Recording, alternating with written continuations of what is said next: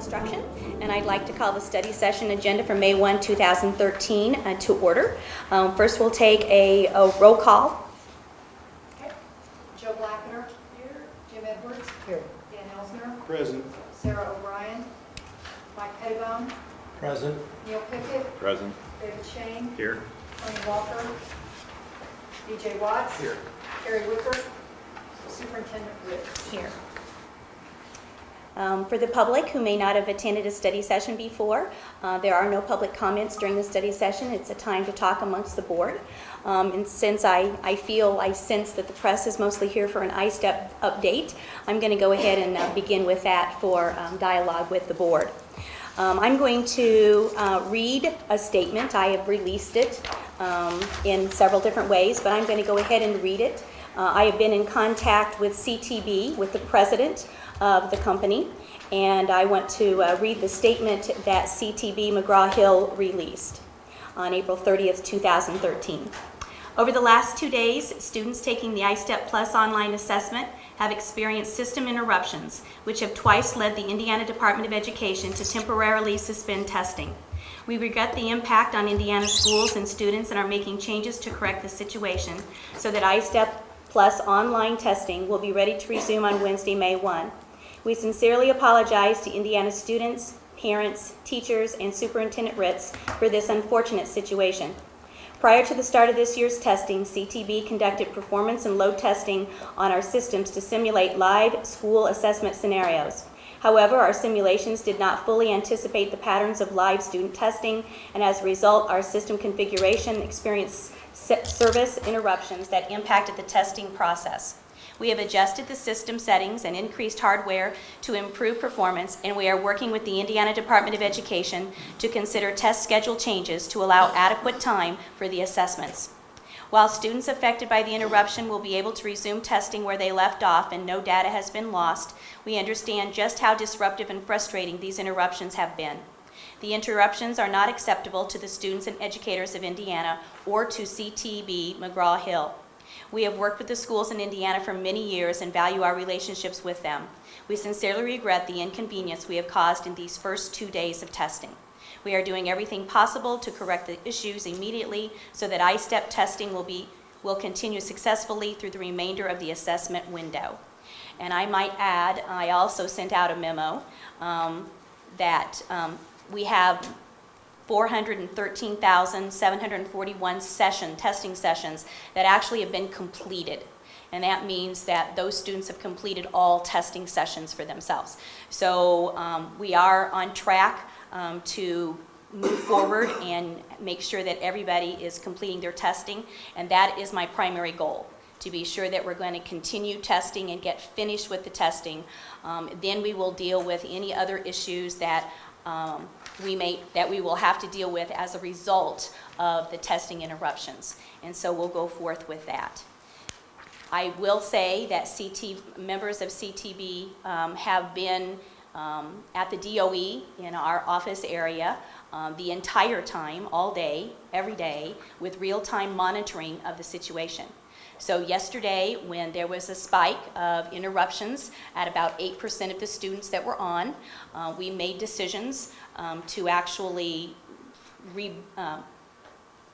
take the server system to a backup server system, and that did cause other kids to have interruptions, but it also sustained some things for a longer period of time.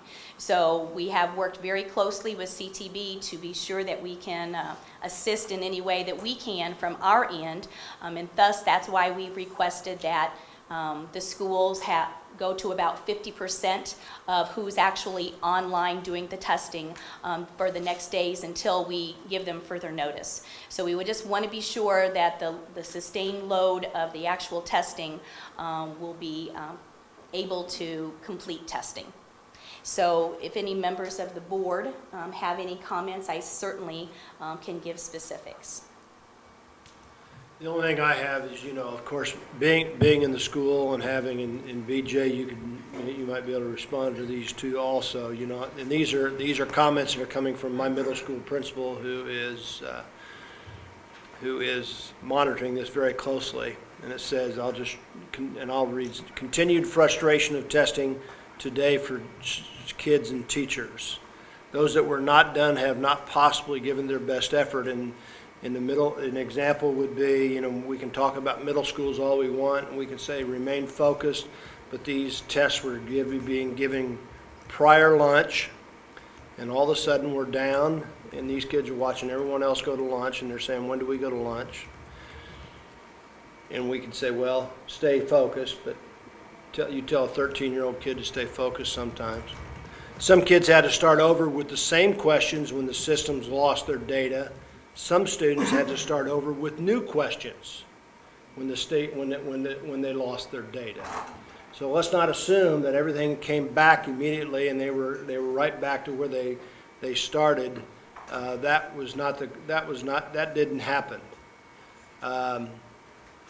The other thing I would say is that our teachers, and everyone knows this, that we've created a little bit of anxiety this year, and it'll be interesting to watch this unfold to see the validity of these tests,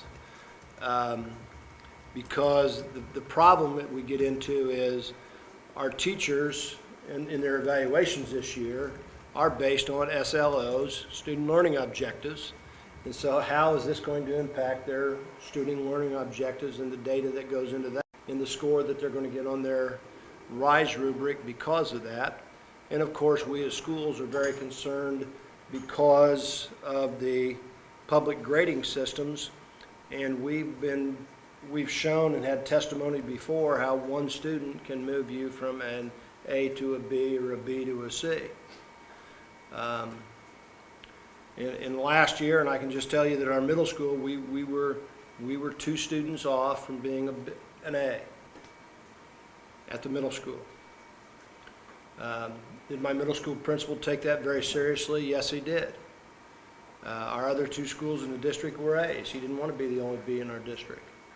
And for this to happen in our efforts that way, that causes concern. So it's beyond, it'll be interesting to talk about the validity of these tests. So that's the question that we're coming up with in our comments. And if we do have a question on the validity, then how does that impact our SLOs, student learning objectives, and how does that impact our school grades? Well, there'll be another day for this, but because of the impact to so many people and leadership's responsibility, when we do evaluate, let's get the test up and running, but I want to know what the department can do, what the schools have to have in terms of technology or training, because we knew we were going to do this. And in other words, our vendor could, we want to evaluate that too, but we have to look at all parties and see, really not for blame, but this is disastrous, and it's not only embarrassing, it's frustrating. People work very hard all year. Our educators deserve better leadership on this thing, and we're going to have to do a better job with it. I just see them work awful hard, and we need to have a comprehensive review how this could happen. This is a strange thing. And Dan, I appreciate that comment, and I appreciate what they're trying to do. But when you say, okay, reduce your testing by half, you ought to understand how hard school corporations have worked to get enough technology to have this happen so we can be testing at this all at the one time. And we've been directed, an example would be, we only have so many labs in our elementary school, and we've been directed to test all 4th graders at the same time. So there's not conversation from one class to the next class to the on and on, so we try to do that. And so all of a sudden now we're saying, well, reduce your testing by half. So we test half the 4th grade. All those issues that come out of that. Well, what I want to make sure is we take a comprehensive look. Right, and I appreciate that. And I'm not, here's the deal. Because there'll be blame city because it's such a mess, but I really want to find out what's the system process, what things should you do on a run up to a big deal like this with big change. Then we learn and get better. That's my whole push, and I don't want to take a narrow slice and wash over it.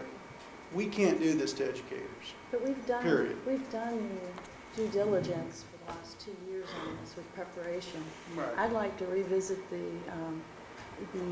there was a overview of all of the technology that school corporations had. I don't think we've ever seen that. It'd be real helpful to have that. So Yeah, and the other, execution steps, the whole Right. works. Yeah. that was done, I believe, 2 years ago because we were hoping to be able to get some technology dollars this year. Obviously, we didn't. The other issue I'm deeply concerned about is, and we can talk about it in working session, is House Bill 1427 and how that ties our hands to CTV McGraw and what we can do to force better performance. I mean, part of it is the schools don't have the proper technology, but the other part of it is when we signed that contract, 5 years ago? This wasn't new. This was part of that contract to be ready and have everything in place, and that's why I requested a copy of the electronic copy of the contract, because I believe that was one of the key elements in that contract. The RFP itself took almost 1.5 years. So I'm not pointing fingers, I'm just saying these are some, just need to know. these are some things we know that we need to revisit. It's our responsibility. Right? I think that at this point, no matter whether we like it or not, and I don't have a solution. I know it's easy to point out problems, but the data we're going to get is tainted, whether we like it or not. I mean, there's no question. I've been sitting in the room with the kids, and they're frustrated, and they can see the frustration in us. And for something this high stakes, I don't know who's at fault. But I mean, once we find that it's got to be unacceptable. I mean, there are people that this is very, very, very, very important to.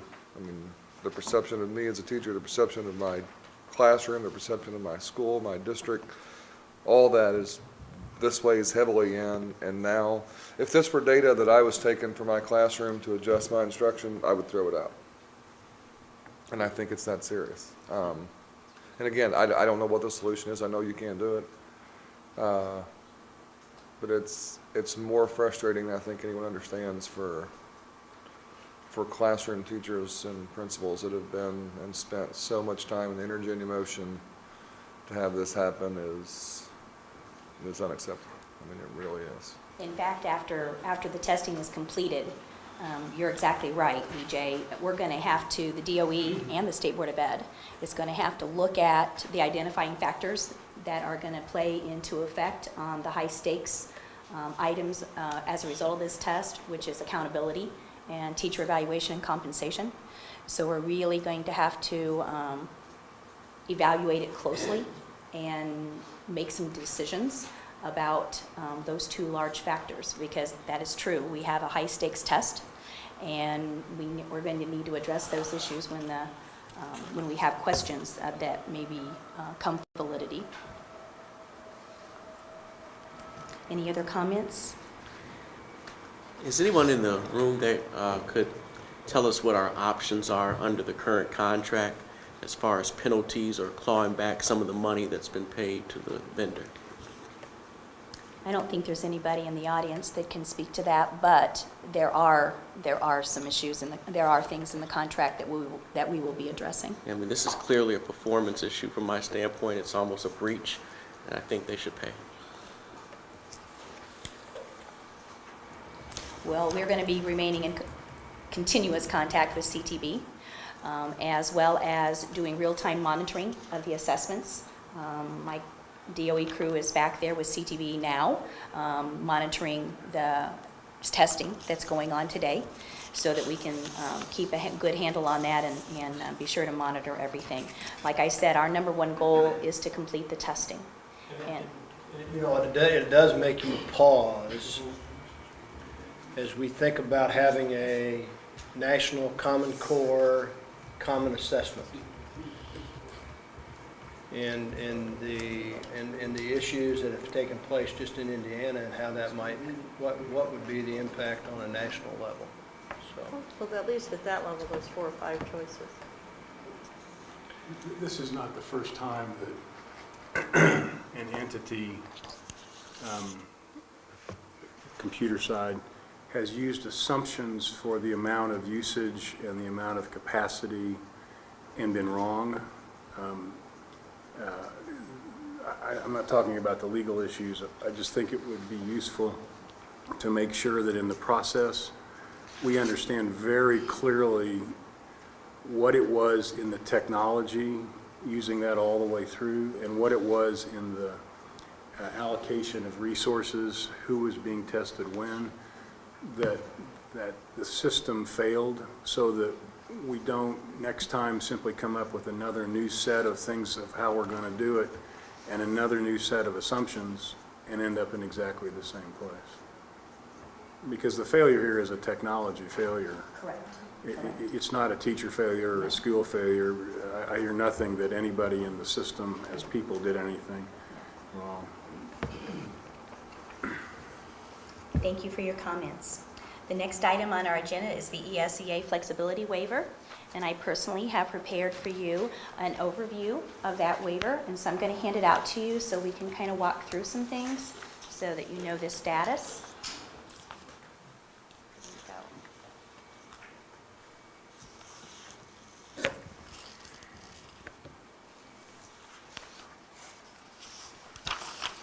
WIBC, do you still need this here?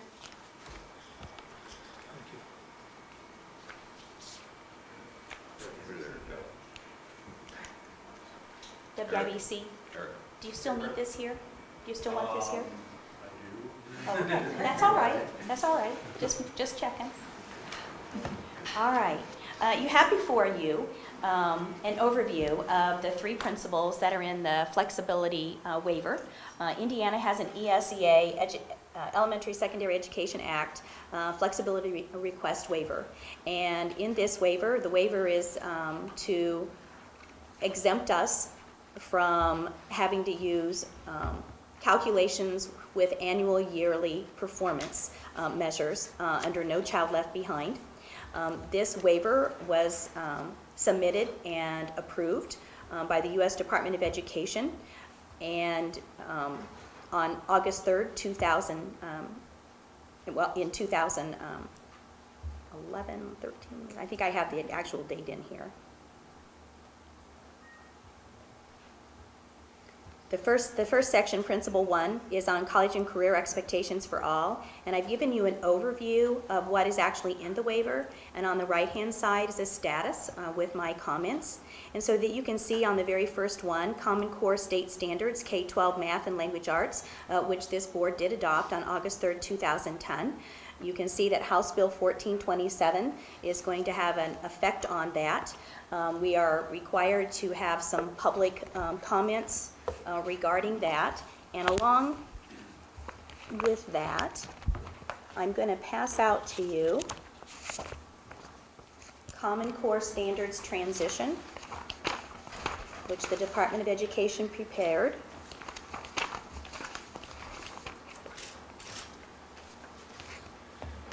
So part of obtaining the waiver was the adoption of the Common Core Standards. It certainly was. Okay, thank you. And 1427 addresses two things, Mike. Thanks for that question. It addresses that we're going to have some public hearings on Common Core, but it also has information in there about keeping the waiver. So we have the waiver, and I think the legislator is committed to ensure that we have the waiver in place. So if you take a look at what I just gave you, it says 2012-13. That is our, oh, sure. To me, you're moving really quickly. I have a lot of questions on this, and this question about keeping the waiver while moving forward, the key question will be, is there a guarantee we will not lose federal dollars by pausing Common Core? Is there a written guarantee from USDOE? Yeah, there's no loss of money, and there's no money tied to the waiver at all. Is there any documentation from USDOE about the waiver and about, I know you're in the second year review, it would be really helpful for us to have that. I have been in constant contact with Deb Delisle. She's the U.S. Secretary I know Deb. of Education, and there's no tie to any federal funding here. Okay, but the two-year waiver, the two-year review of the waiver, do you have an update on that? It's due pretty soon? Is that what this is? This is continually monitoring, the waiver is being continually monitored by the U.S. Department. And we've had, and we're due for another monitoring, and we've already submitted reports. Okay. So- Could we have a copy of that report? Sure, I can Thank get you. that to you. So Glenda, what I heard you say, help me out, is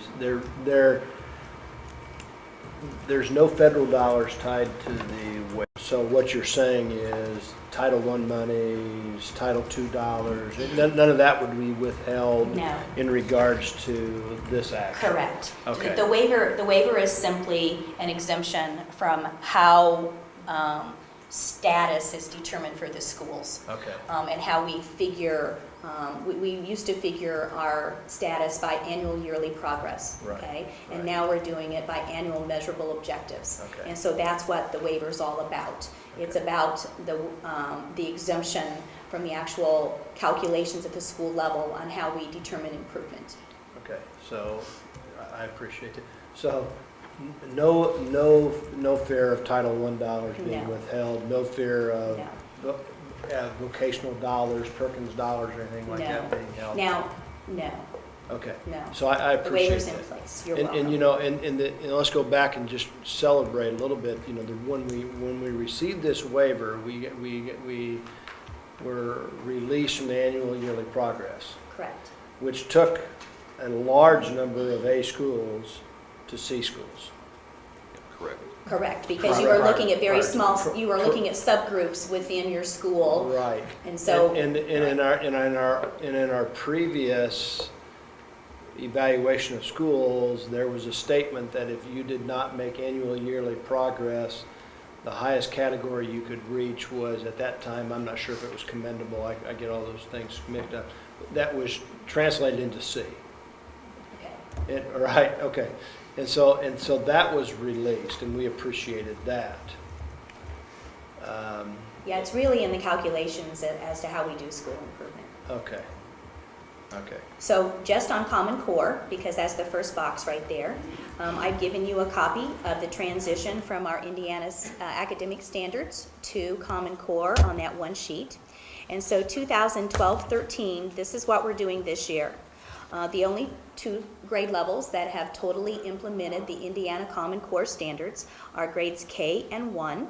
All other grade levels are teaching both sets of standards. They are teaching the Indiana academic standards, and they are teaching the Common Core standards. For next year, Respond to that? you may. I know South Bend has spent a lot of time, and I even brought one of them. They've gone up to grade 9 and are teaching grade 9. They're not using Indiana State standards. They've used this.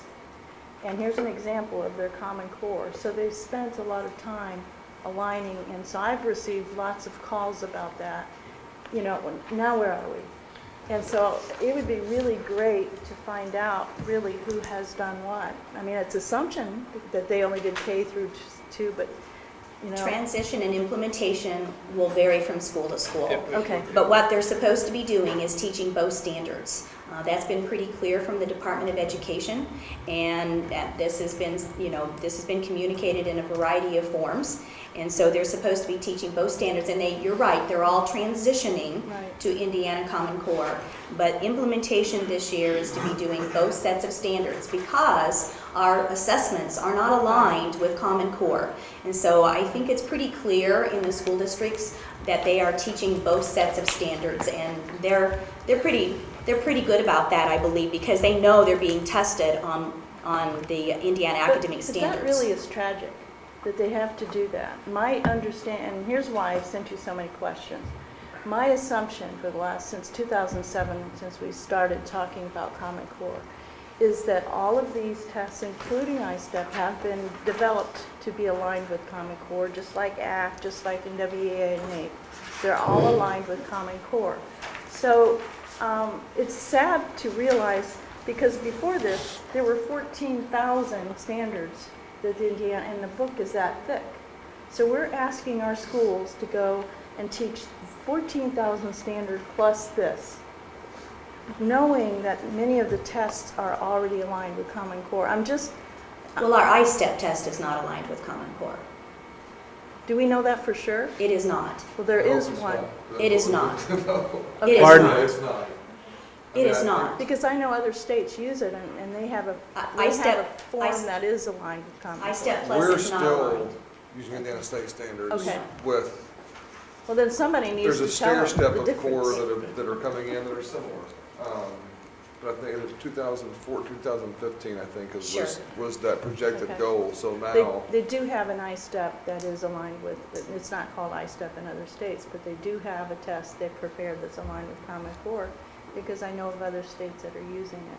And I'm just speaking from teacher friends that I have in South Bend and parents who are saying, are you kidding me? We're going to have to do both? We've been doing both, and then we've been assessing on our Indiana academic Our area standards. hasn't we have been for probably 3 years now. Yes. been. Okay. No, we're fortunate with the EVSC that we have someone that can create a document for us that, Right. that aligns some of these rural corporations. Yeah. I Makes sense. don't know what they do.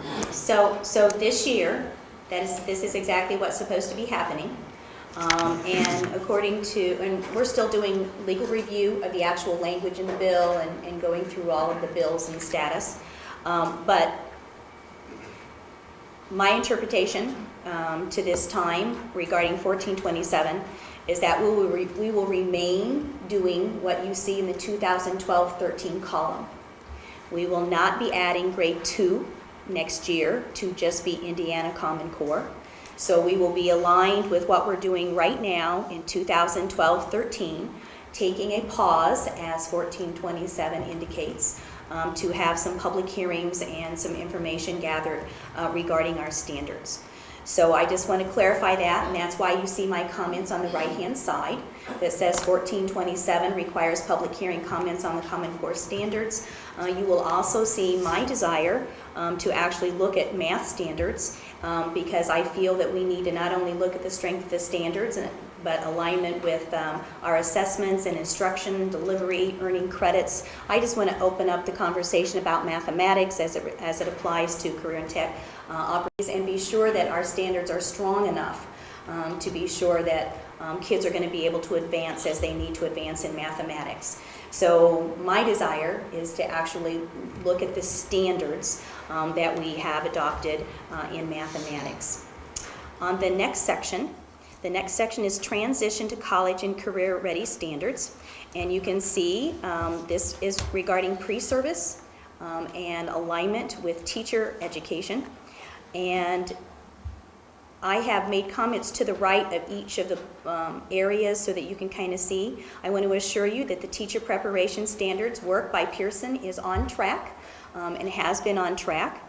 And down at the bottom, the waiver does say that an A to F accountability system for teacher preparation programs based upon teacher evaluation systems would be developed. That was never completed under Dr. Bennett. And you can see my comments on the right that there actually is a legislative interim study committee that has just been formed. And so DOE will be working with teacher preparation program directors to talk about accountability and how that might look. On the second page, May I ask a question May. about that legislative interim committee?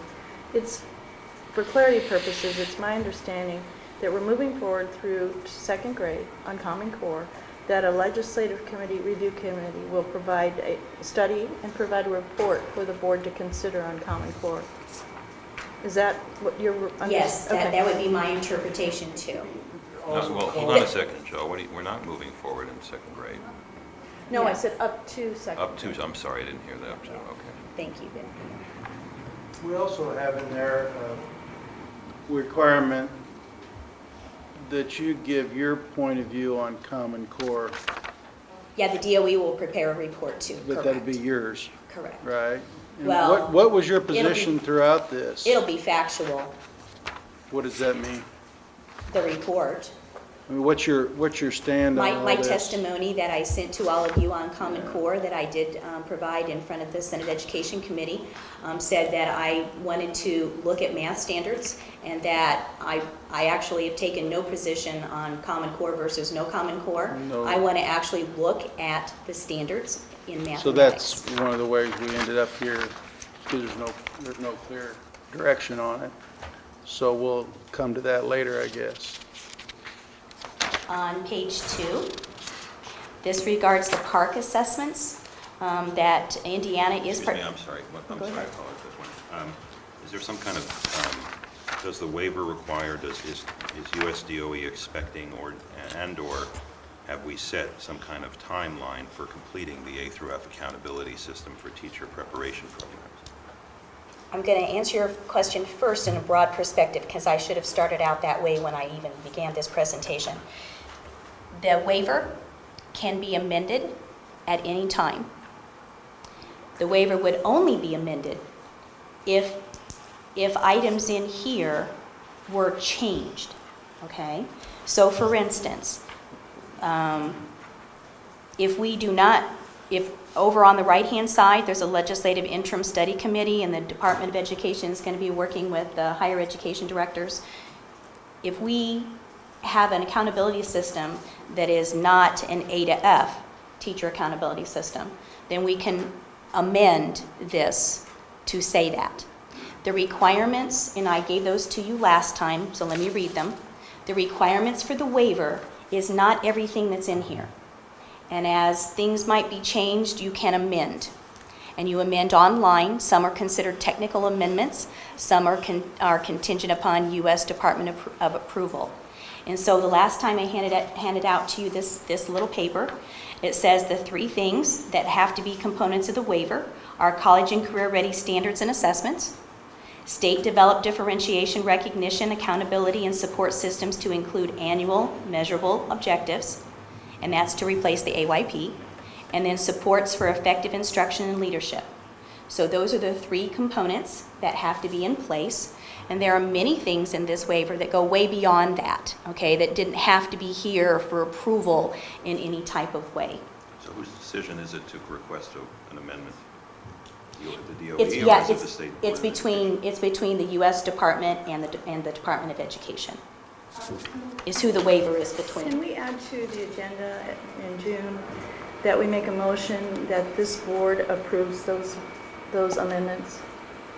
And at the very least, consider the waiver as part of our work over the last 6 years.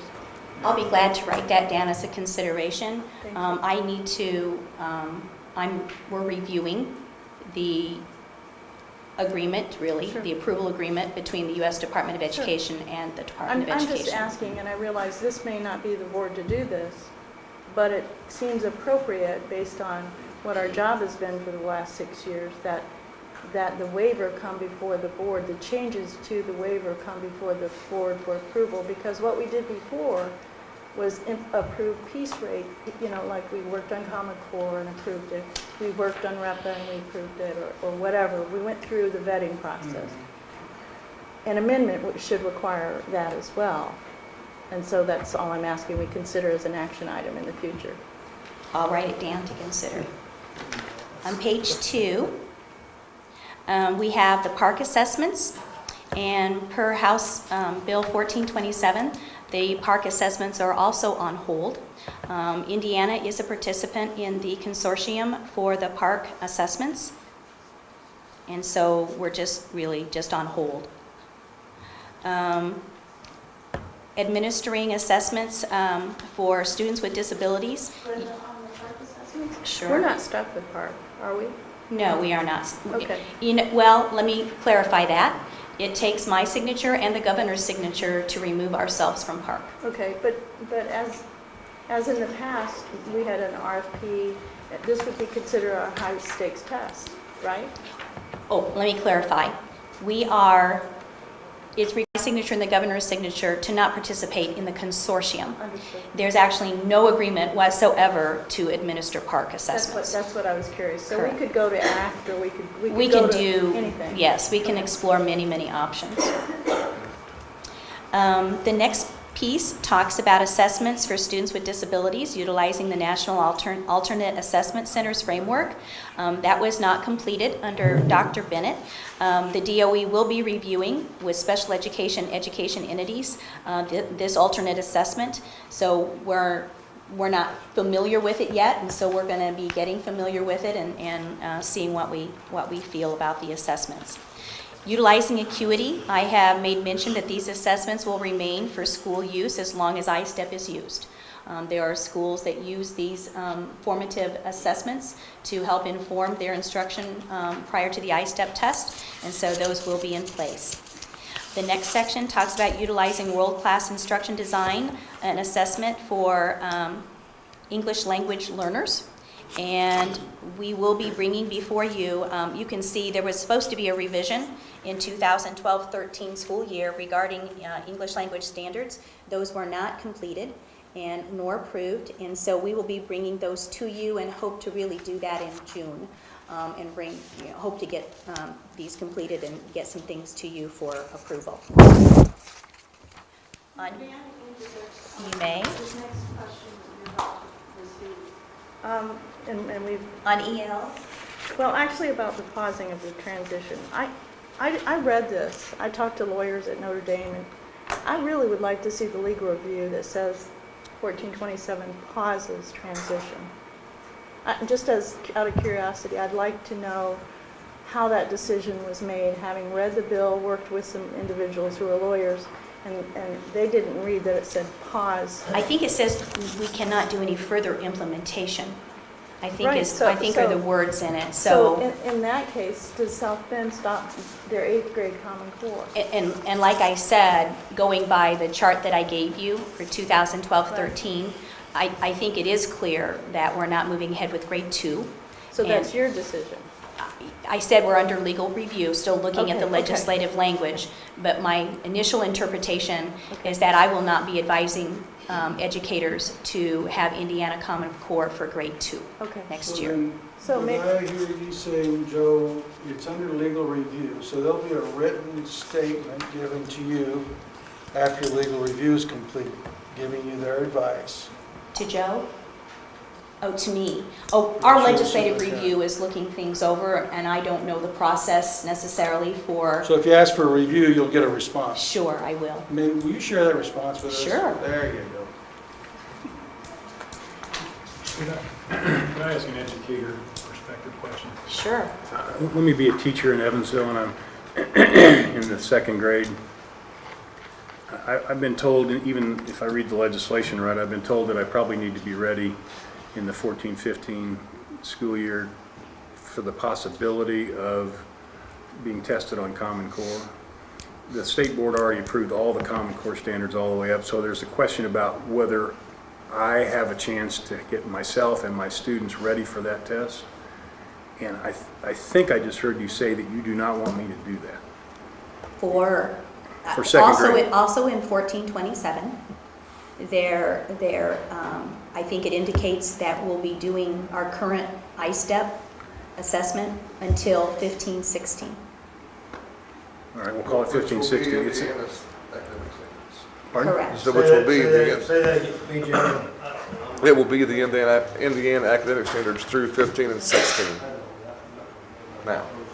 So, yeah, were we in preparation to be ready for Common Core Sure. at this point? What Yes. happens if at the end of the review in November, this board decides to move ahead with legislative blessing? We may get it. And now I'm a year behind.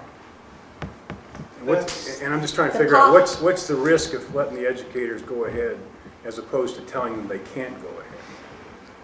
It doesn't have anything to do with the legislative review. The legislative review may jump the entire Common Core. You may come up with something different. We may make some different decisions. My question is just as an educator, am I supposed to just freeze? I And do nothing? think we're going, right now, my communication to educators would be that what you are doing this year in your education and your treatment of the standards and your implementation, that's what you do next year. So you keep working towards Common Core. Until they have the review. And I believe there's a November 1 date. Is that right, Laura? November 1 date for the review to be completed? I think it's November 1. And I guess here's what Dave, I think I'm going to see if I can capture this in YouTube, BJ. Here's what we've been doing. As BJ's been doing, we realize that we're going to be evaluated and assessed on the present standards. So therefore, we use the present standards in some of our alignment, okay? But I will tell you that, and BJ mentioned this, that we've been, wherever that started, we've been told, be ready for Common Core 2014, 2015. So the spring of 15 is when we were anticipating that we would move to a different assessment. You agree with me, BJ? If I'm talking wrong, okay, brother, we're there. But I'm just saying, so that's where we've been. So South Bend, what she has here, represents the work of many districts. Correct. Because all of us have been meeting, going to the regional learning centers and being introduced to the anticipated Common Cores. So Dan, we know what the rules of the game are today, and we're trying to get ready for the change of the rules. And whenever, now I'm hearing 2015, 2016. If you look at the page again, it's actually called Common Core State Standards Transition Roadmap. And it does say on the far right, 2014-15, that by that date, by that year, all grade levels would be doing Indiana Common Core standards. Okay. So that you would be ready, okay, for the assessments that would take place. And you can see ISTEP. ISTEP also, and back, Joe, to your assumption that we were already including some Common Core types of things in ISTEP, we can begin, you can see, transition assessments to align with standards. So there, you would start seeing more Common Core type standard questions come in with the ISTEP. This is a transitional piece, Right. and as I preliminarily interpret the bill that passed to say that we're taking this little, for lack of a better word, a little pause in the implementation. And so this board approves standards. That's in law. And so the standards have been approved. And we have the Common Core standards for Indiana, but our transition timeline that we are in right now, 2012-13 school year, is as it says right there. But the transition timeline is really driven by 1427, i.e. the ISTEP test. Can we ask ISTEP providers to use their Common Core test that they're using in other states?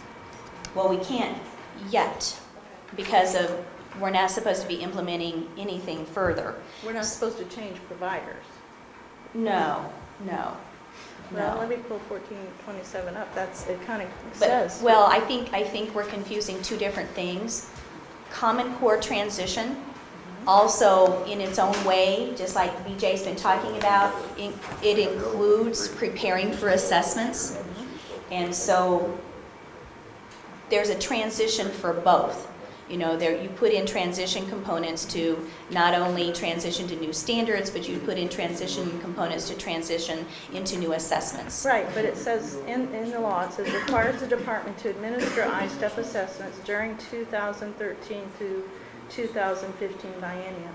We wouldn't be changing that. I'm just asking if we could ask CTV McGraw to provide more of the questions, because I understand ISTEP's question pool is limiting. That is the plan for 13-14. Okay. I'm not sure what I'm allowed to start further implementation Okay. on because of House Bill 1427. Right. Just one more time, I apologize. Sure, no problem. Let me be that student in first grade now. Sure. Kindergarten and first grade, I've been working under Common Core and ELA rubric. I'm sorry. For English language arts and math. I've So been you working are under a doing Common Core. total Common Core, Yeah, correct? and so now I go to the second grade, and all of a sudden, what am I getting? You're getting both. So we are implementing Common Core in the second grade. Let me be clear. This was the original transition plan. Yeah. Is it still the transition plan? What I'm telling you is 13-14 what we're going to start out the school year with next year will be what we're doing in 12-13. Why? Because Well, let me be House Bill. if I'm a teacher in Evansville, if I'm the superintendent, I'm sorry to pick on Evansville. And I've got these kids, and they're moving through a progression. Do you interpret 1427 as saying that school district cannot do anything to prepare their kids for Common Core so that the kids have a gap of a one-year learning, and they got to go back in the There's- third grade? There and would get- be no gap because they are currently teaching both sets of standards. And we're going to continue with Common Core. Yes, I've- they're teaching both I've got a sets. red book and a blue book right Correct, now. And I'm correct. using both of those. That's In what the second happens. grade? Any I grade, can't speak to yes, second grade I now. can speak to my grade. Correct. And I thought next year I would only use the blue book. Right. But now we're going to use both books Right. again. So you're And- not telling the second grade teachers and students in Evansville that they can't do Common Core? They're doing both. They're doing both. They correct. That's a different message. That's what And it that needs says to be right there. exact. It's almost- Well, but it needs I to just- be. An extra year of transition that we didn't think was Correct. going to be in there is what it is. Correct. Dan, may I just read a sentence from the summary of Common Core? It says it provides that the state board shall implement educational standards that use the Common Core standards as the base model for academic standards to the extent necessary to comply with federal standards to receive a flexibility waiver. That's pretty straightforward. Seems to me. And we have those intact for our waiver. But up to second grade. It doesn't speak to the transition. That's right. Yeah, it doesn't speak to transition. And I'm sorry, was it something about the implementation of the transition that came to our attention that demanded having an extra year inserted? I mean, were you all having problems making the transition? I'm lost to this, House quite Bill frankly. 1427 1427 makes no sense to me. I'm trying to understand what the pause is. If you're still going to be using both and you're going to go on next We're year. pausing because we were told to pause. Okay, so what's the point of the pause?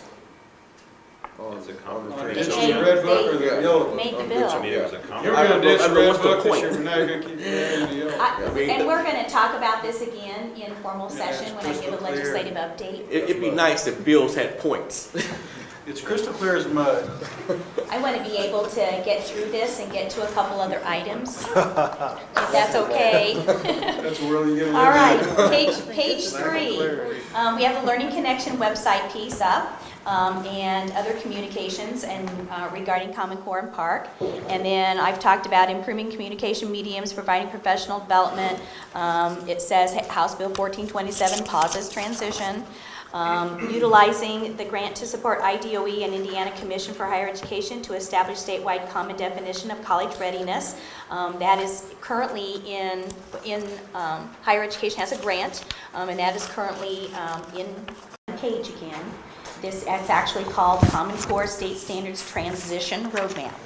And it does say on the far right, 2014-15, that by that date, by that year, all grade levels would be doing Indiana Common Core standards. Okay. So that you would be ready, okay, for the assessments that would take place. And you can see ISTEP. ISTEP also, and back, Joe, to your assumption that we were already including some Common Core types of things in ISTEP, we can begin, you can see, transition assessments to align with standards. So there, you would start seeing more Common Core type standard questions come in with the ISTEP. This is a transitional piece, Right.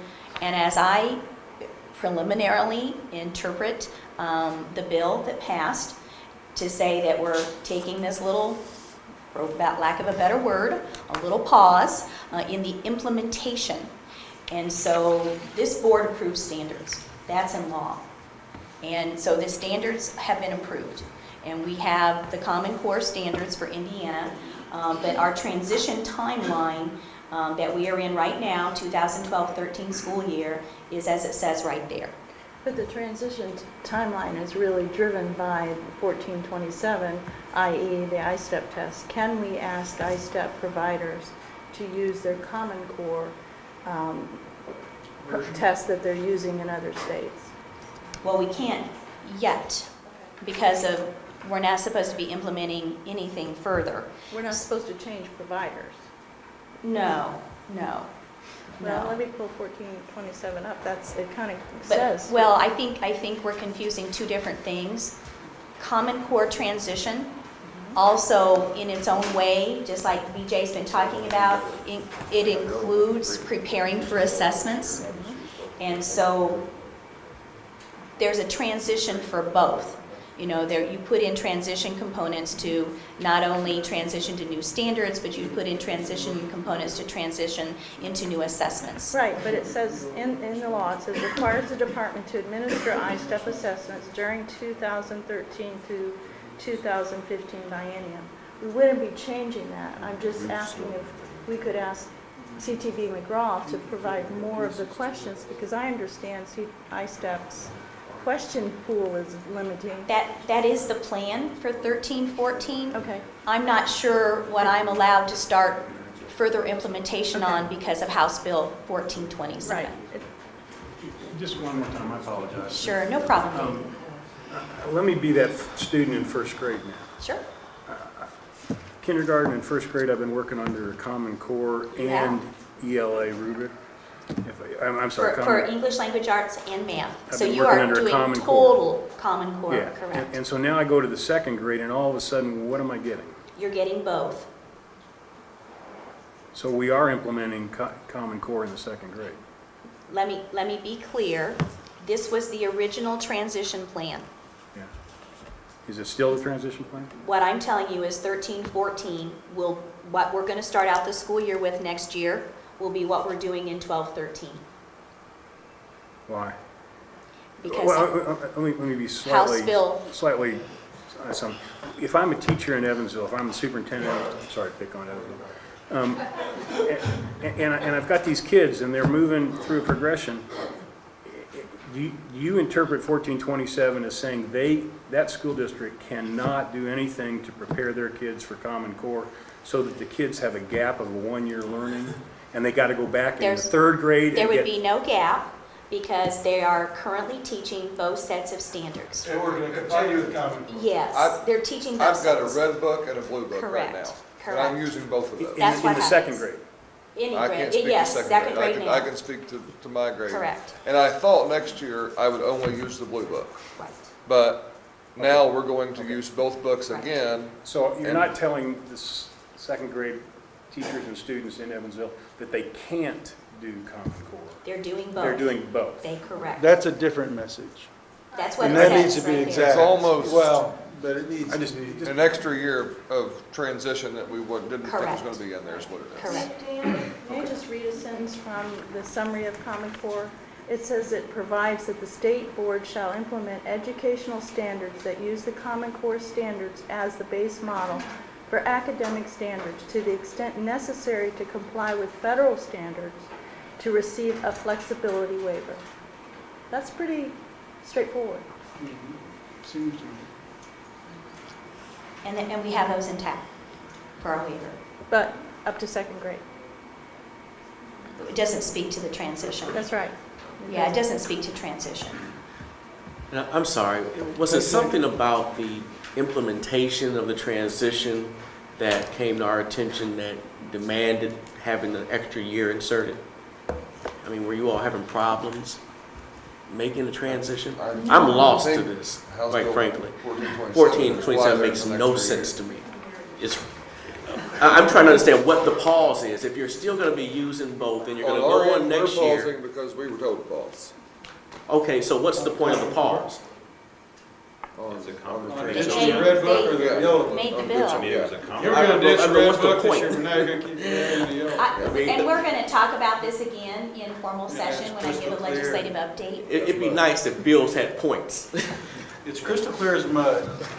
I want to be able to get through this and get to a couple other items, if that's okay. That's where you get a All right, little- page three. We have the Learning Connection website piece up, and other communications and regarding Common Core and Park. And then I've talked about improving communication mediums, providing professional development. It says House Bill 1427 pauses transition. Utilizing the grant to support IDOE and Indiana Commission for Higher Education to establish statewide common definition of college readiness. That is currently in higher education has a grant, and that is currently in action. Supports in place to increase college prep, AP or IB assessments. This is already in place, and we'll continue to monitor those supports already there. Diagnostic K2 assessments in reading and math and iRead assessments. This is not needed in the actual waiver, but it was stated in the waiver. You will hear from my presentation today. I do want to repromulgate that rule and talk about a different type of measurement. And so I will do that presentation with you later formally today. Utilize the Indiana Growth Model that uses longitudinal student achievement data to estimate student growth. House Bill 1427 does require a new growth model to be developed for accountability, and we will be working with that in the department. On page 4, implementation of PARC assessments. This is where we have the actual memorandum of understanding between the state of Indiana and PARC. We're on hold with that per House Bill 1427. Then Principle 2 is talking about the implementation of the A to F state accountability system. House Bill 1427 requires a new growth model to be developed, but the A to F labels will be used. Then number 2 talks about the annual measurable objectives. And so I've really stated that new annual measurable objectives will be established based upon new accountability system as described above, because we're going to have to look at the growth model and determine what those measurements will be. And then we have 3 categories of schools. Remember, this is a Title I waiver, so this applies to Title I schools. We have reward schools, priority schools, and focus schools. Reward schools, the budget for this year, the biennium budget in the second year, 14-15, does have rewards according to what was written in the waiver for high-performing schools beyond the basic school funding formula. So there will be $30 million that will go towards that support. And then priority schools, I put not all of these priority school items are in place at this time, and many of them required some legislative action that did not happen. I might mention the parent trigger for state intervention. That is not in place in Indiana, so there will be some technical revisions to this because there's actually nothing in place for it to happen.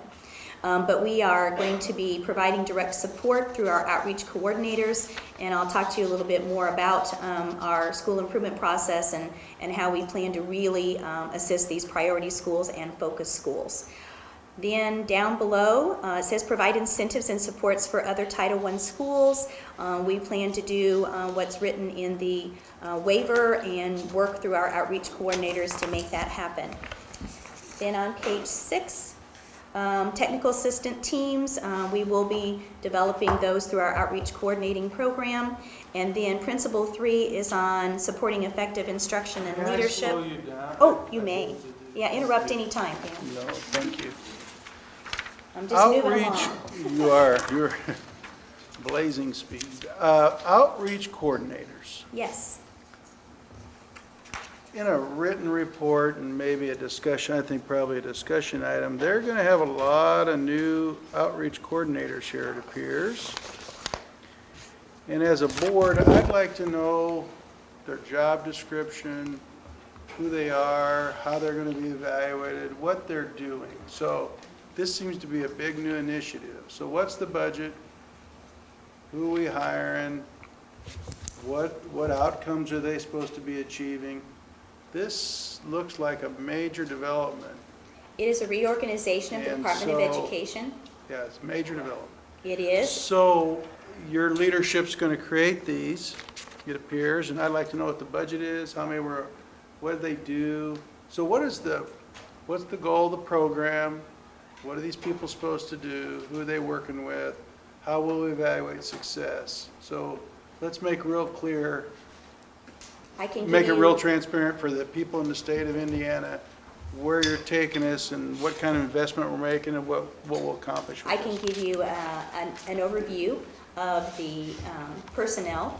We will have an assistant superintendent over outreach, and there will be a director underneath that person. And then there will be 13 outreach coordinators within the 9 regions in the state of Indiana that align with the education service centers. And then we'll have probably about 5 people that will be at the Department of Education here in Indianapolis that will provide support to that outreach team. And a little bit later, one of our agenda items is school improvement, and so I can give you a better picture of what their role will be. And I just real interested in the next meeting, the budget and what kind of investment, and Sure. what We have we not- expect for the outcome of We this. have worked within our current budget, and there will be no additional expenditure of dollars. But I mean, within the current budget and what the outcomes, so. Sure. I understand the structure a little bit better from your thumbnail sketch. There's gonna be a lot of people hired for this. So what are they doing? What outcome do we expect to get? And how we're gonna measure success? Sure. That's what I'd be interested in. And that way, everybody in the field will know, and our educators will know, just, people of the state will know. I'll have plenty of communication. Supporting effective instruction and leadership. But all of these are on teacher effectiveness and the implementation of evaluation systems. And as you can see, we're going to be moving forward with full implementation. And the budget this year provides compensation for teachers who are effective and highly effective. That $30 million that I mentioned that goes for rewarding schools actually will go directly to effective and highly effective teachers as compensation. Coming from the incentive budget that the federal government gave us a while back. Is it coming from where, Joe? Was it incentive dollars? Teacher incentive dollars? Those are state budget, just approved. Okay.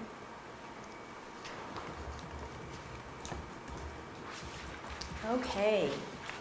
Since we had a question on school improvement, I think that that's kind of where I'll head next, if you don't mind, in our study session. Are we close to? I just want to ask a question of process.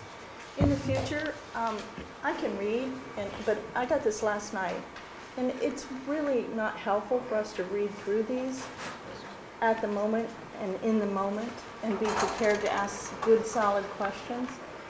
If we could get whatever where anybody's going to hand out anything, at least like Friday before our working session, I think that would be more practical and we could be more productive in terms of process for working sessions, study sessions. It's just one board member's opinion. Well, I'll take that into consideration. It is a working session, so, we'll work through things.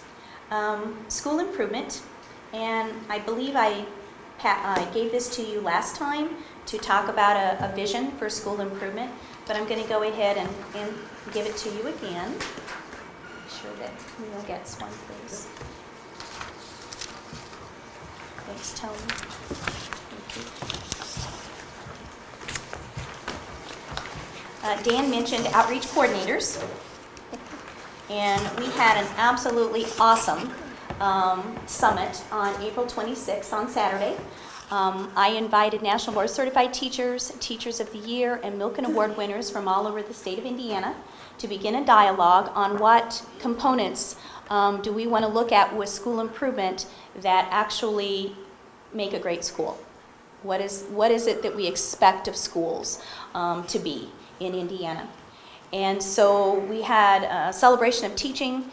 Carrie Wicker attended, and so I'm sure she'll be glad to make her own personal comments on the event. But we had a very good session, and we're starting to compile the components of a school culture way beyond, improving your language arts and math scores, about what do we expect great schools to have in place.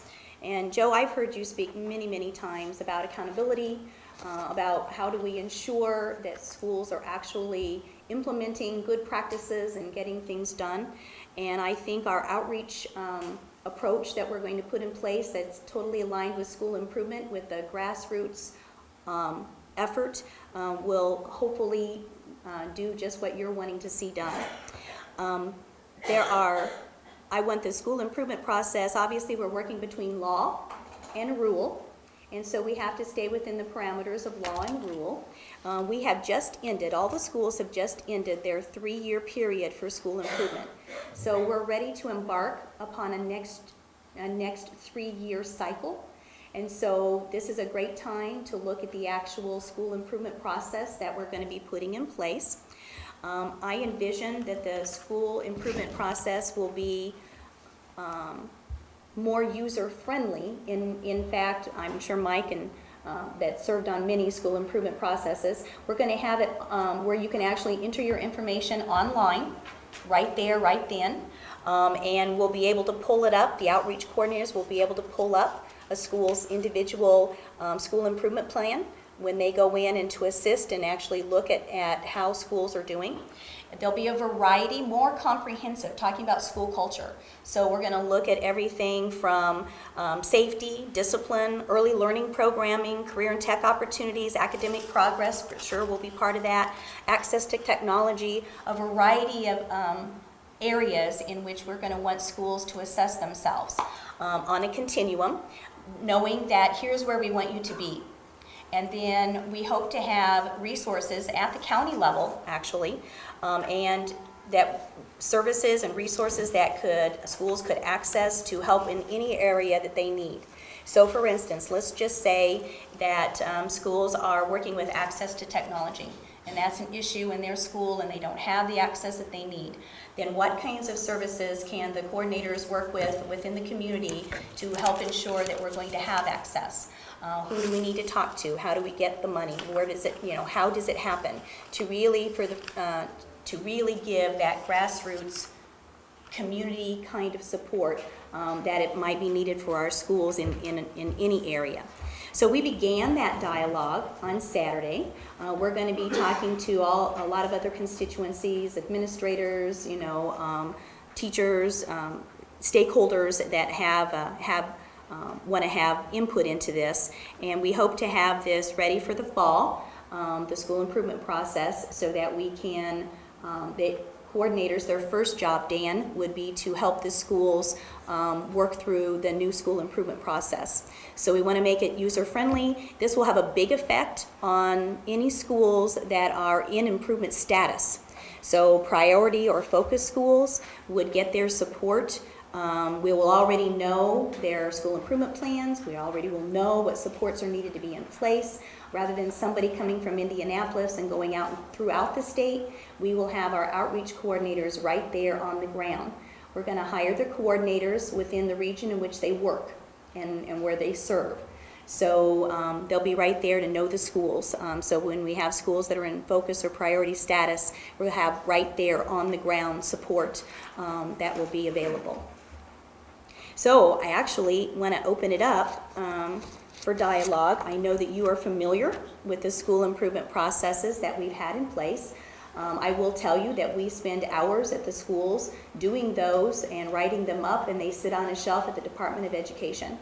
And I want them to be active. I want them to be live. I want them to be meaningful. And I want schools to know here's where you're expected to be on a continuum in a variety of areas and school culture, and how do you get there? I think the concept is good, and the implementation, of course, is the test. But the concept is good, and I think of this. I think of our own system that we just went through an advanced accreditation process in the last 2 years. And so the idea that, we have a school improvement plan that was very intensive with advanced ed, and I think meaningful.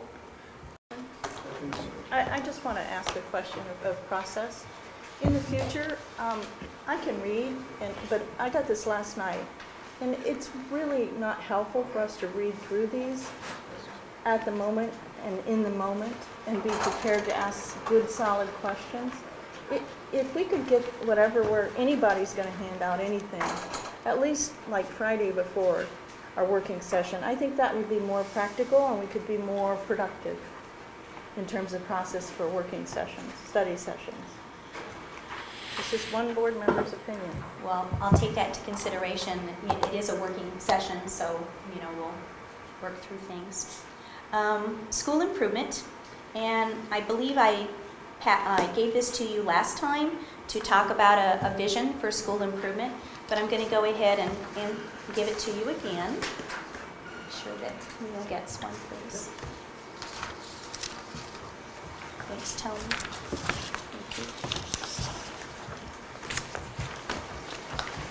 Dan mentioned outreach coordinators, and we had an absolutely awesome summit on April 26th on Saturday.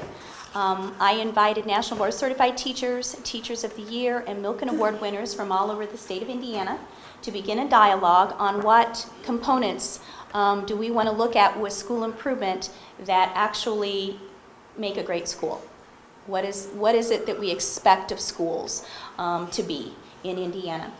And so we had a celebration of teaching. Carrie Wicker attended, and so I'm sure she'll be glad to make her own personal comments on the event. But we had a very good session, and we're starting to compile the components of a school culture way beyond, improving your language, arts, and math scores, about what do we expect great schools to have in place. And Joe, I've heard you speak many, many times about accountability, about how do we ensure that schools are actually implementing good practices and getting things done.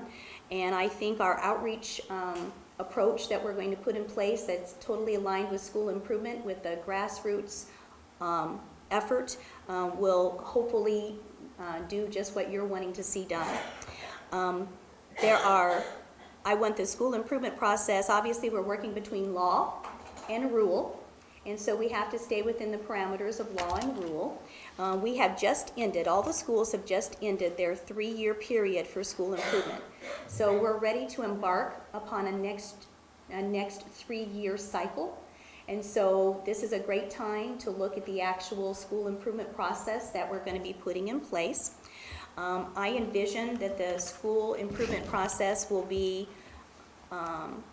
more user-friendly. In fact, I'm sure Mike and that served on many school improvement processes, we're going to have it where you can actually enter your information online, right there, right then, and we'll be able to pull it up. The outreach coordinators will be able to pull up a school's individual school improvement plan when they go in and to assist and actually look at how schools are doing. There'll be a variety, more comprehensive, talking about school culture. So we're going to look at everything from safety, discipline, early learning programming, career and tech opportunities, academic progress, for sure will be part of that, access to technology, a variety of areas in which we're going to want schools to assess themselves on a continuum, knowing that here's where we want you to be. And then we hope to have resources at the county level, actually, and that services and resources that schools could access to help in any area that they need. So for instance, let's just say that schools are working with access to technology, and that's an issue in their school and they don't have the access that they need. Then what kinds of services can the coordinators work with within the community to help ensure that we're going to have access? Who do we need to talk to? How do we get the money? Where does it, how does it happen? To really give that grassroots community kind of support that it might be needed for our schools in any area.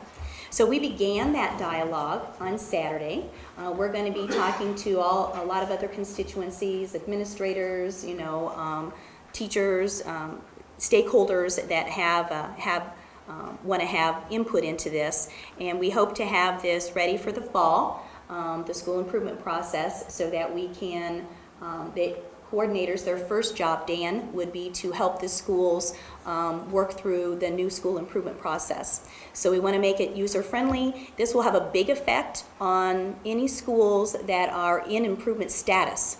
So priority or focus schools would get their support. We will already know their school improvement plans. We already will know what supports are needed to be in place. Rather than somebody coming from Indianapolis and going out throughout the state, we will have our outreach coordinators right there on the ground. We're going to hire the coordinators within the region in which they work and where they serve. So they'll be right there to know the schools. So when we have schools that are in focus or priority status, we'll have right there on the ground support that will be available. So I actually want to open it up for dialogue. I know that you are familiar with the school improvement processes that we've had in place. I will tell you that we spend hours at the schools doing those and writing them up, and they sit on a shelf at the Department of Education. And I want them to be active. I want them to be live. I want them to be meaningful. And I want schools to know, here's where you're expected to be on a continuum in a variety of areas and school culture, and how do you get there? I think the concept is good, and the implementation, of course, is the test. But the concept is good, and I think of this. I think of our own system that we just went through an advanced accreditation process in the last 2 years. And so the idea that, we have a school improvement plan that was very intensive with advanced ed, and I think meaningful. And I appreciated, matter of fact, it was this board that allowed those to replace what was being done by the state, because, we were having, back in the old days, we had North Central, plus then you had to do the PBA, plus you had to do the other kind of things. And so we've missed those, and I think another positive thing, the example I remember, is the Lutheran schools had an unbelievably extensive accreditation process. And for us to ask the state to do that was, then come back and do another state plan. And you make a very good point. Yeah. Some alignment's needed, correct? Some alignment's Title I needed. accreditation, correct? Sure, all those type of things. And so if you can, and so with someone locally that knows the schools, knows the communities, it would be neat to see them also coordinating with those districts like BJ's, of saying, are you involved in another accreditation process? And how do we coordinate those together? Rather than coming in and being, showing up and say, I have the answers, and you have to do those. So I think it's nice to have, in the difference between a state accreditation process where we fill these things out, and to be truthful, we really don't want someone from Indianapolis coming and telling us what to do.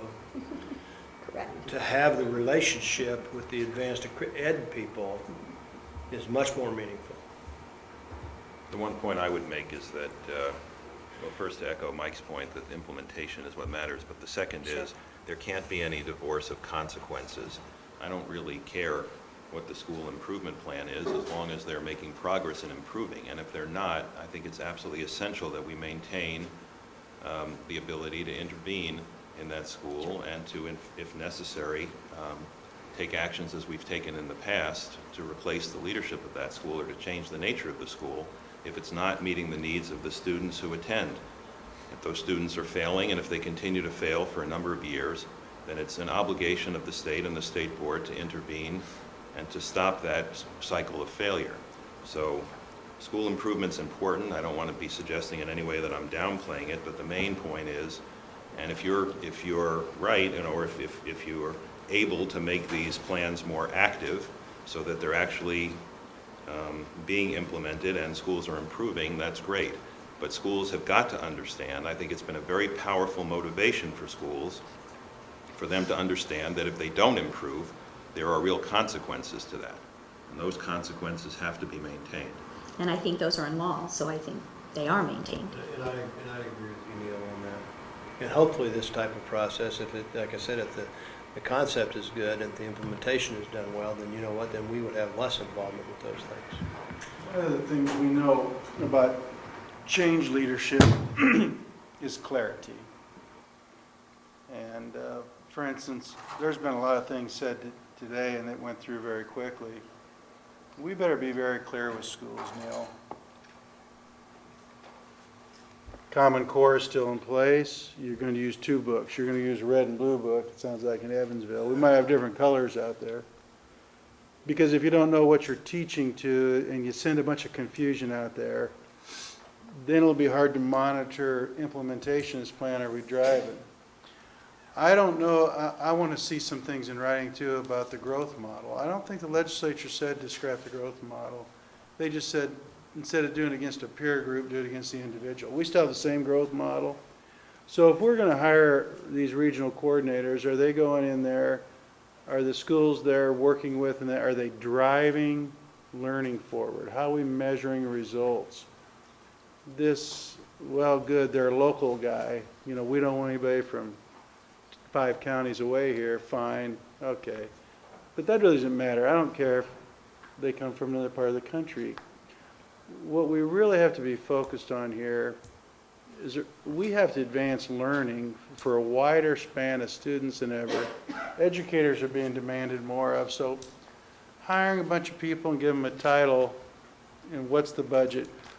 What I really want us to know clearly, what are we expecting here? Let's make sure we understand it. What are we driving with these schools? How are we measuring it?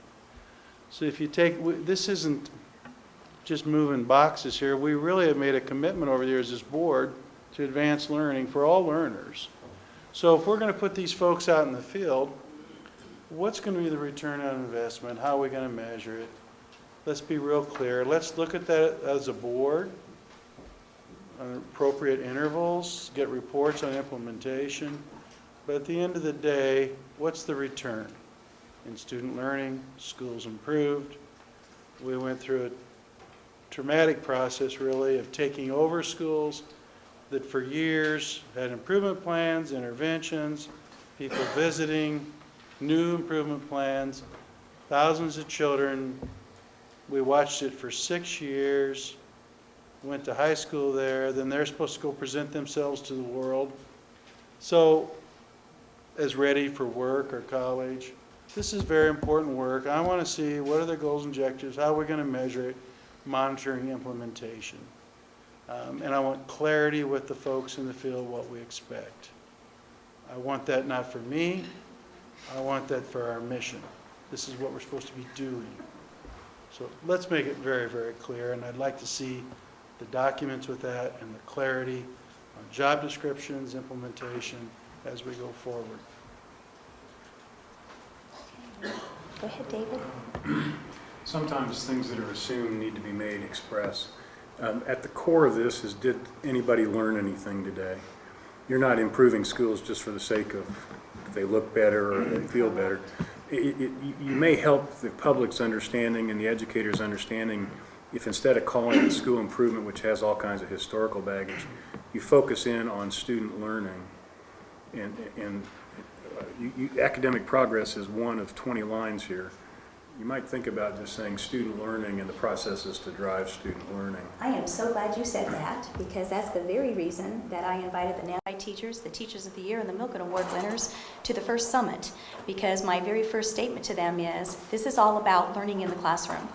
And so I want you to be the first to talk about what makes a great school that impacts how students learn. And so thank you for bringing that up, because that is the whole focus of the entire school improvement process. I thank you for mentioning it so that I could profess that that's exactly what we're embarking on. Thanks, David. Yeah, You just want to say it over and over. Correct, and over correct. Thank you. And I'd also think we ought to include it in the written description. Oh, sure. Of the process. Oh, sure. And then go to the big step of how you're going to measure it and be accountable for it. Duly noted. Thank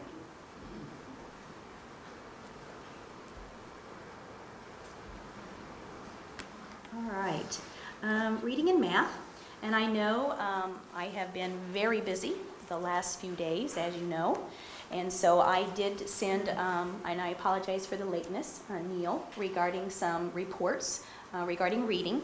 I did send you 2 reports, and I know you probably didn't even have time to take a glance at them. But one is called Early Warning, Why Reading by the End of 3rd Grade Matters. And the other was Learning to Read, Systems to Improve 3rd Grade Reading Proficiency. And so when you get a chance, I hope you can read that through. There's quite a bit of statistics in there, because this foundation actually compiles statistics that they have. But I do want to pass out one piece to you that I found last night as I was preparing for this board meeting. And you may have seen these before regarding the NAEP scores, the national report card that we give in grade 4 and grade 8. And so I just want you to have a snapshot of Indiana as we begin our talk and start to have a dialogue here about reading. So I made a copy for you.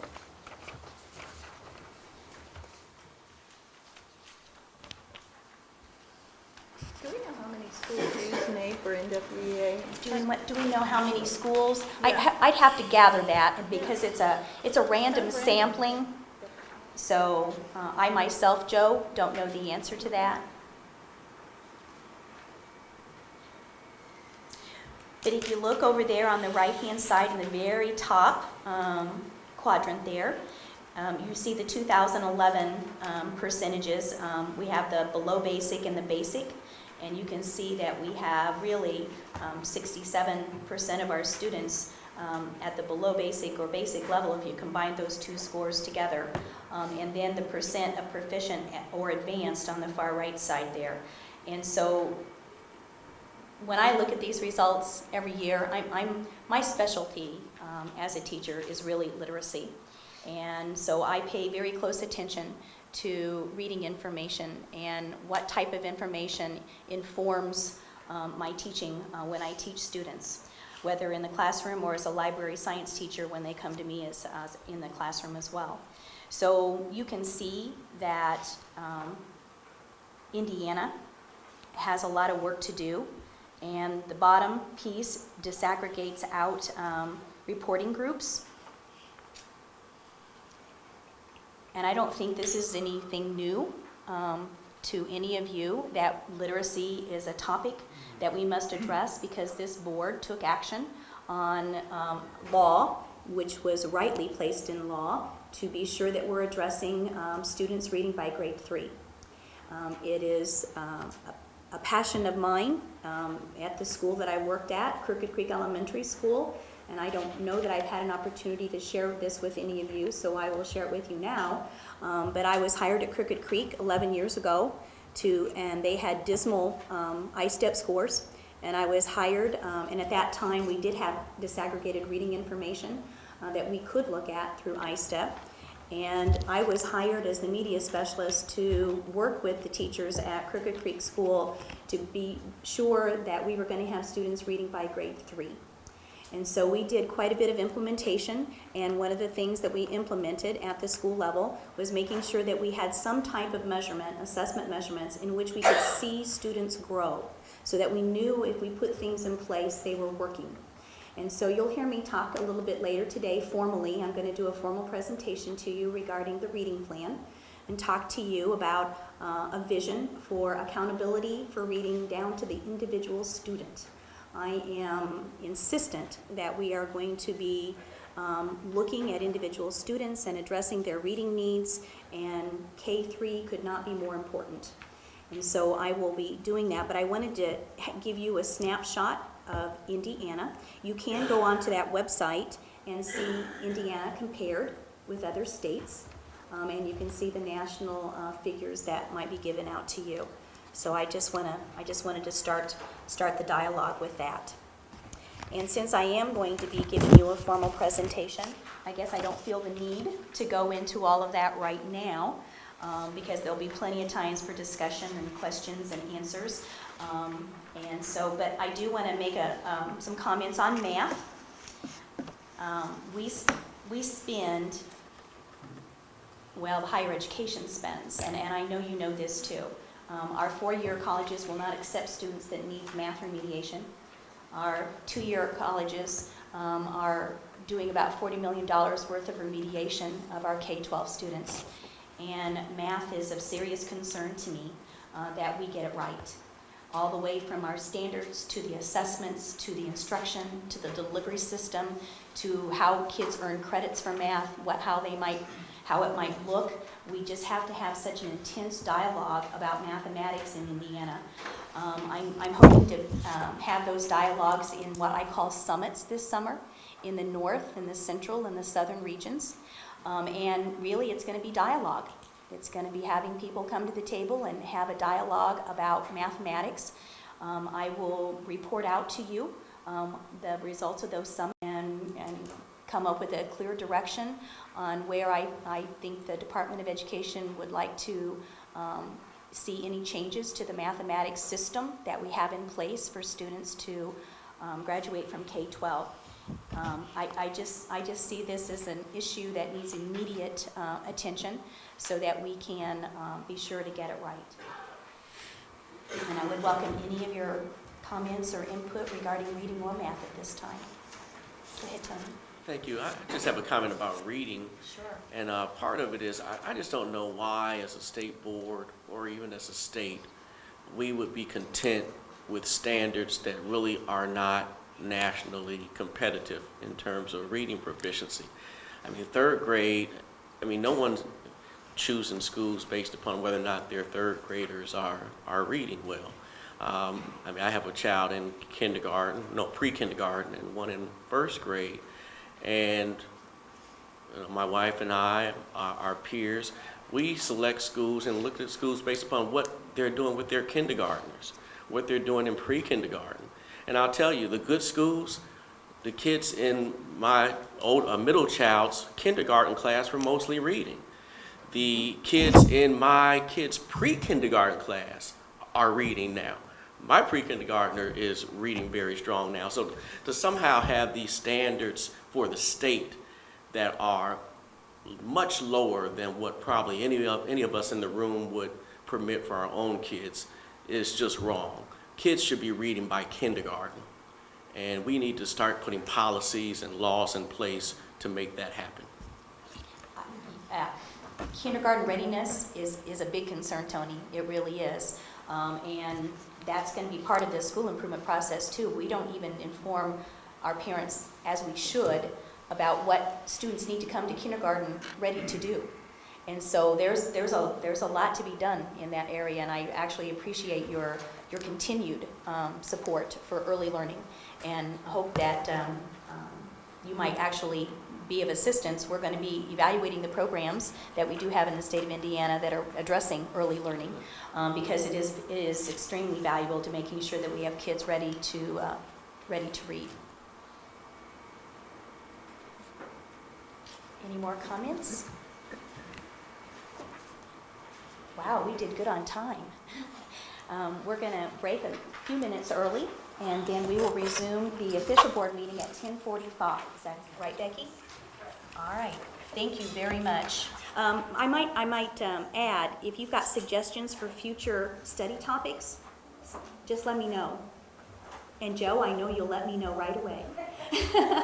Thank you. All right. We'll stand adjourned until we have the board meeting at 10:45.